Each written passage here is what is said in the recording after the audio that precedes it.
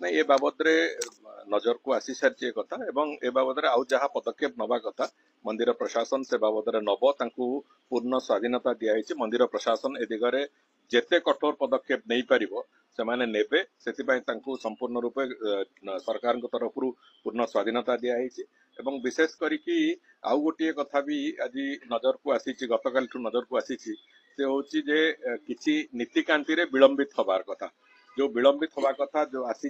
ताकू भी मंदिर प्रशासन तर्जमा करुची एवं से दिगरे भी जहाँ पदक्षेप निया जाया कथा मंदिर प्रशासन तरफ तुरंत निया जिवो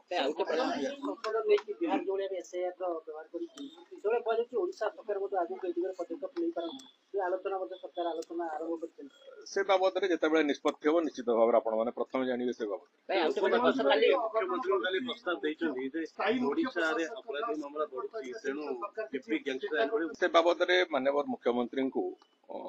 हमर विधानसभा उपबाचस्पति महोदय तांको अनुरोध करिसंती एवं से बाबद रे माननीय मुख्यमंत्री जेमिति निष्पत्ति नेबे से अनुसार पुणी आगु आमे जीवु किंतु गोटिए कथा तो स्पष्ट अछि इंटेंशन जदि आपनकर ठीक थिबो फलाफल भी सब बेले ठीक रहिबो सरकार इंटेंशन ठीक अछि सेही दृष्टिकोणरू आज पर्यंत एई वर्षे मासे डेढ़ मास भितरे जेतिकी क्राइम घटी समस्त क्राइम रो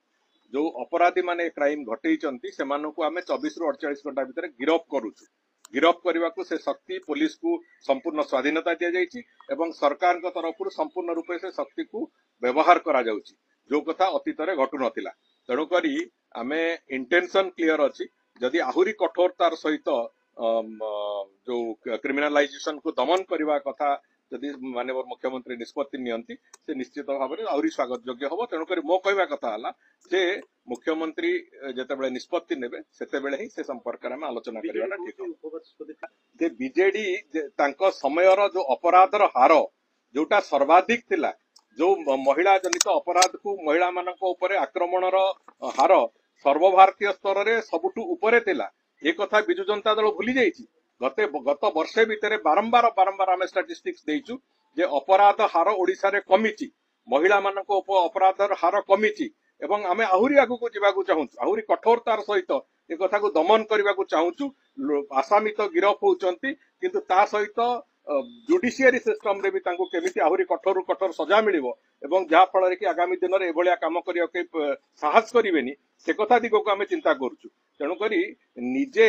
अपकर्म करी करी 24 वर्ष गला परे आज जदि एठी आसिकी जो वृद्ध व्याघ्र भलिया कथबार्ता करिवे मु भाबुची एभलिया असमीचीन कथा न करबा उचित गोटे राजनीतिक दल आगे आगे आ गोटे कथा रास्ता काम आसुतला नवीन निवास पाखरे अटकी जाइछि नवीन निवास उच्छेद हबो कि से पाख अंचल और रास्ता काम आगु आसीबो से कथा समय करबो